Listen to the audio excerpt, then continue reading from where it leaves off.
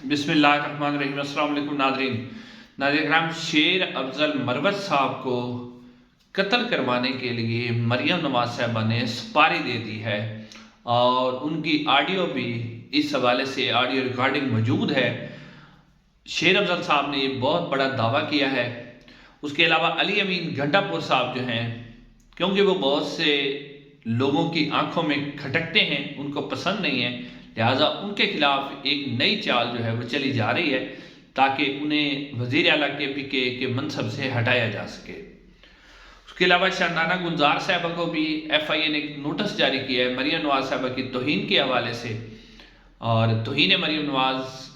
जो है वो शुरू है। कोई भी मरियम नवाज साहबा पर तनकीद करता है तो उसके ऊपर तौहीन मरियम नवाज का केस बन जाता है। शाहनाना गुलजार साहबा के ऊपर भी एक FIA ने उन्हें 14 मार्च को तलब कर दिया लाहौर के अंदर, वो भी आपके सामने रखते हैं। उसके अलावा नाज़रीन, जो अप्रैल 2022 में रिजीम चेंज के बाद जो लंदन प्लान बनाया गया था, आज वो लंदन प्लान जो है वो अपनी तकमील को पहुंच चुका है। जी हाँ नाज़रीन, सबसे पहले आप देखें, सदर आसिफ अली जरदारी साहब, उनको आज पाकिस्तान का 14वां सदर मुंतखब करा लिया गया है। नाज़रीन, इसमें जो दिलचस्प बात है वो ये है कि आज जो भुट्टो का कातिल था, जिसने भुट्टो को कत्ल किया था, आज भुट्टो का कातिल ही भुट्टो को सदर बनवा रहा था। मैं बात कर रहा हूँ इजाज़ुल हक साहब की, क्योंकि भुट्टो साहब को जो अदालती कत्ल करवाया था वो जनरल ज़ियाउल हक साहब ने करवाया था, जो कि इजाज़ुल हक साहब के वालिद थे। आज इजाज़ुल हक ने यानी भुट्टो के कातिल ने भी आसिफ अली जरदारी साहब को वोट दिया कि वो सदर पाकिस्तान मुंतखब हो सके। पाकिस्तान की तारीख ने शायद ये मंजर भी देखना था कि भुट्टो का कातिल और भुट्टो भी आज एक जैसे हो गए। नाज़रीन, उसके बाद नवाज शरीफ साहब ने कहा था आसिफ जरदारी और बेनज़ीर साहिबा के मुतल्लिक कि ये अंग्रेज़ों के कुत्ते नहलाने वाले लोग हैं और ये कहाँ से आ गई ये औरत। और फिर बेनज़ीर साहिबा की जो नाजेबा तस्वीरें थी वो नवाज शरीफ साहब ने फेंकवाई थी।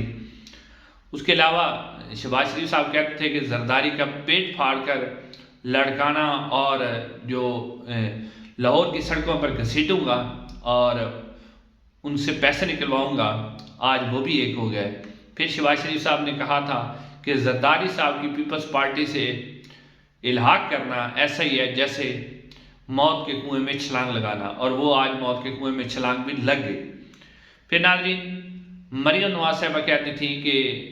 जरदारी इमरान भाई भाई, जो वोट भी आप आसिफ अली जरदारी को डालेंगे वो इमरान खान को जाएगा, जो इमरान खान को डालेंगे वो आसिफ अली जरदारी को जाएगा। और मियां नवाज शरीफ साहब जलसों में कहा करते थे कि आसिफ जरदारी के सबसे बड़े करप्ट हैं आसिफ जरदारी, और इनके स्विस बैंकों के अंदर इतने पैसे पड़े हुए हैं कि अगर हम जलसे के अंदर एक एक शख्स को भी तकसीम करें तो 10-10 लाख रुपए आ जाएंगे। और फिर आसिफ जरदारी साहब कहते थे कि अगर इस दफ़ा हमने मियाँ को छोड़ दिया तो अल्लाह भी हमें माफ़ नहीं करेगा, और इसलिए कि वो एक कौमी चोर है, वो हारियों का चोर है, ये दरिंदा है, दरिंदा सिफ्त इंसान है। फिर बिलावल भुट्टो जरदारी कहते थे कि शहबाज शरीफ साहब मॉडल टाउन के कातिल हैं, मॉडल टाउन के मासूम लोगों को इन्होंने कत्ल किया, उसका जवाब देना पड़ेगा। मुल्तान मेट्रो के अंदर इन्होंने करप्शन की, उसका हिसाब देना पड़ेगा। आशियाना के अंदर इन्होंने करप्शन की, उसका हिसाब देना पड़ेगा। फिर आसिफ अली जरदारी साहब कहते थे कि मियाँ साहब ने हमेशा हमारे पीठ में छुरा घोंपा है और अब हम इनको भरपूर जवाब देंगे। और इलेक्शन में आपने देखा कि किस तरह बिलावल भुट्टो मियाँ साहब के ऊपर तनकीद करते रहे और किस तरह जो है वो कहते रहे कि हम मियाँ साहब को चौथी दफ़ा वज़ीर आज़म नहीं बनने देंगे। लेकिन आज शहबाज शरीफ साहब को उन्होंने वज़ीर आज़म बनवाया, और शहबाज शरीफ साहब, मरियम नवाज साहिबा, सब ने जनाब आसिफ अली जरदारी साहब को वोट दिया और उन्हें सदर पाकिस्तान बनवाया। नाज़रीन, एक बात तो साबित हो गई कि पाकिस्तान की आवाम कम अज़ कम अब उनको ये यकीन हो गया है कि मुस्लिम लीग नून और पीपल्स पार्टी ये सिर्फ रंगबाजियाँ करते हैं, आपस में एक बिल्कुल ये ठीक हैं, इनकी आपस में कोई इख्तिलाफ नहीं। हुकूमत बनाना हो क्योंकि जब इमरान खान नहीं था तो ये एक दूसरे के मुखालिफ थे, अब इमरान खान आ गया तो फिर रंगबाजियाँ करते हैं और फिर شاید پیپلز پارٹی تو اب جو ہے وہ نون لیگ سے بھی زیادہ آگے لیٹ گئی ہے اور بالکل لیٹی ہوئی ہے پیپلز پارٹی بھی اسٹیبلشمنٹ کے سامنے۔ اب ناظرین، عمران ریاض خان کے حوالے سے بھی اچھی خبر آئی کہ ان کو رہا کر دیا گیا ہے، یہ خبر بھی، اور اسد علی طور صاحب کے لیے بھی آواز اٹھائیں کہ وہ بھی جلد سے جلد رہا ہوں۔ آپ کو پتہ ہی ہے کہ انہیں بھی کیوں گرفتار کیا گیا، صرف اور صرف کیونکہ جو مین میڈیا ہے اس کو تو انہوں نے کنٹرول کیا ہوا ہے، اس کے اوپر آپ کوئی بات نہیں کر سکتے، لیکن جو سوشل میڈیا ہے اس کے اوپر بات کی جا سکتی ہے۔ تو اب سوشل میڈیا کو بھی اس لیے کنٹرول کیا گیا ہے کہ سوشل میڈیا کے اوپر بھی کوئی نہ بولے۔ عمران ریاض کو اٹھایا گیا، پھر اسد علی طور کو اٹھایا گیا، اب عمران ریاض تو رہا ہو کے آگے ہیں، تو اسد علی طور کے لیے بھی آواز اٹھائیں اور جتنی آپ کی استطاعت ہے وہ بھی انشاءاللہ جلد باہر آ جائیں گے۔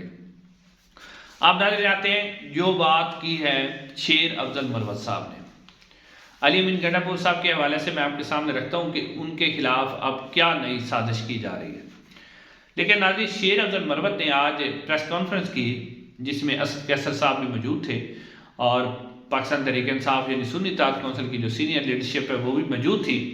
اس پریس کانفرنس کے اندر اسد جو شیر افضل مروت صاحب ہیں انہوں نے کہا ہے کہ ہندوستان کے ایک شخصیت ہے جندال صاحب، جن کے شریف خاندان کے ساتھ بہت اچھے تعلقات ہیں، ان کے ذریعے ساؤتھ افریقہ میں جو ہے کسی کے ساتھ ڈیل کی گئی ہے اور اسے $1,00,000 ادا کیے گئے ہیں اور $1 ادا کرنے کے لیے قتل کی ایک سپاری دی گئی ہے، اور انہوں نے کہا کہ یہ جو قتل کی سپاری ہے وہ میری دی گئی ہے، شیر افضل مروت صاحب نے کہا، اور انہوں نے کہا کہ اس کے لیے باقاعدہ طور پر شوٹر بھی انگیج کر لیے گئے ہیں، اور انہوں نے کہا کہ ہمارے پاس اس کی ثبوت اور آڈیو ریکارڈنگز موجود ہیں جس میں مریم نواز صاحبہ کا انہوں نے باقاعدہ طور پہ نام لیا اور کہا کہ مریم نواز صاحبہ کی ریکارڈنگ ہمارے پاس موجود ہے، اور ہم جو ہے انہوں نے مریم نواز صاحبہ کے ایما پر ہی یہ سپاری دی گئی ہے اور مجھے قتل کرنے کا پروگرام بنایا جا رہا ہے۔ تو انہوں نے کہا اگر FIA ہم سے ثبوت مانگے گی تو ہم انہیں ثبوت بھی دیں گے۔ اب داری یہ بہت بڑا الزام ہے، اب کیا الٹا جو ہے شیر افضل مروت صاحب پر مقدمہ درج ہوگا یا ان سے پوچھا جائے گا، کیونکہ وہ دعویٰ کر رہے ہیں کہ FIA جو ہے اگر وہ ثبوت مانگے گی تو ہم اسے ثبوت بھی دیں گے۔ تو اس حوالے سے تحقیقات ہونی چاہیے، بالکل ہونی چاہیے، اور ایسا ممکن بھی ہے اگر ارشد شریف صاحب کے جو شہید ہوئے تھے اگر ان کے قاتلز کا پتہ چل جاتا، ان کی تحقیقات ہونے دی جاتی، ان کو نہ روکا جاتا، تو آج شاید یہ والے معاملات بھی اس طرح کے نہ ہوتے۔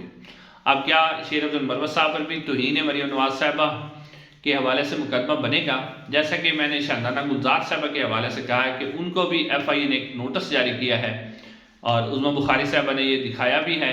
جس میں وہ کہہ رہی ہیں کہ میڈم چیف منسٹر، جس طرح وہ کہتی ہیں میڈم چیف منسٹر، جو ہے ان کے اوپر الزام لگایا گیا ہے کہ ضلع شاہ کے حوالے سے کوئی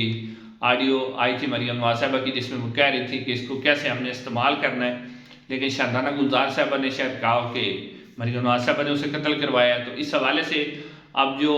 عظمیٰ بخاری صاحبہ ہیں وہ کہہ رہے ہیں کہ FIA نے شاندانہ گلزار صاحبہ کو 14 مارچ کو طلب کر لیا ہے اور وہ آ کے وہاں پر اپنا بیان ریکارڈ کروائیں گی۔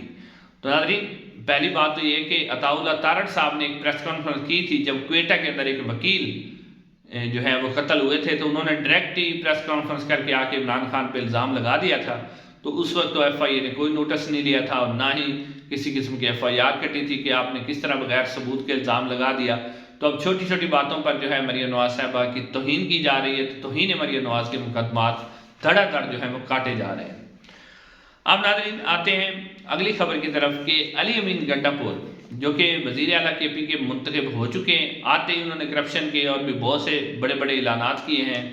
رمضان پیکج کا اعلان کیا، اس کے علاوہ بھی آٹے کی قیمت کے حوالے سے انہوں نے باتیں کی ہیں، بجلی اور گیس کے بارے میں جو انہوں نے کہا کہ میرے وسائل ہیں، یا تو مجھے پیمنٹ کی جائے نہیں تو پھر میں بل ادا کروں گا۔ اب اس طرح کی باتیں جب وہ کرنے لگے، اور پھر آپ کو پتہ ہے اس سے پہلے بھی جو ہیں وہ بہت سے لوگوں کی آنکھوں میں کھٹکتے تھے، بہت سے لوگ انہیں ناپسند کرتے تھے، اس میں اسٹیبلشمنٹ بھی شامل ہے خاص طور پہ، اور بہت سے ایسے صحافی بھی ہیں جو کہ علی امین گنڈا صاحب کو پسند نہیں کرتے۔ تو اب اگر آپ اس کو اس کے ساتھ ملائیں تو یہ دیکھیں کہ علی امین گنڈا پور جو PK 113 سے یعنی کہ ممبر صوبائی اسمبلی منتخب ہوئے ہیں، جس پہ پر وزیر اعلیٰ KP کے بھی اندر ہے، وہاں سے جمعیت علماء اسلام JUIF کے امیدوار ہیں جمیل نظامی صاحب، انہوں نے الیکشن کمیشن آف پاکستان کے اندر ایک ریٹ پٹیشن دائر کی ہے، جس کے اندر انہوں نے کہا ہے کہ علی امین گنڈا پور نے جو اپنے کاغذات نامزدگی یعنی نومینیشن پیپر جمع کروائے تھے،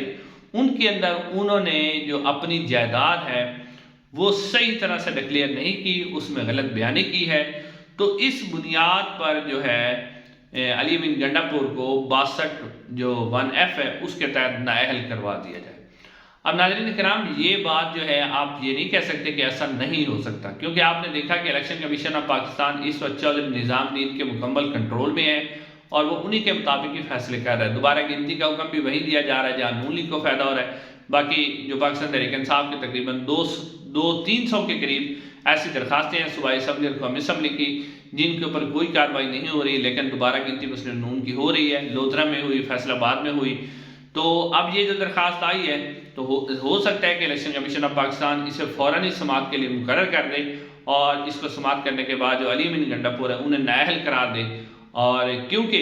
اس وقت وہ بہت سے لوگوں کی آنکھوں میں کھٹک رہے ہیں، انہیں پسند نہیں کیا جا رہا، تو پاسبل ہے۔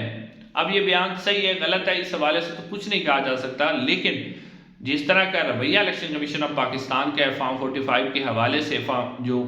اب انہوں نے اپلوڈ کیا ہے، جس طرح ڈھٹائی کے ساتھ انہوں نے اپلوڈ کیے ہیں اور انہوں نے کہا کہ جو آپ سے ہو سکتا ہے کر لو، ہم نے بس دھاندلی کر لی ہے تو بس کر لی ہے، آپ جو کچھ بھی کر سکتے ہیں آپ کر لیں، تو اس حوالے سے اب علی امین گنڈا پور کے اوپر بھی ایک تلوار لٹکائی جا رہی ہے۔ اب دیکھتے ہیں کہ الیکشن کمیشن آف پاکستان اس کے اوپر کیا فیصلہ کرتا ہے۔ ناظرین انشاءاللہ اگلی ویڈیو میں آپ سے ملاقات ہوگی، چینل کو ضرور سبسکرائب کیجیے گا۔ السلام علیکم۔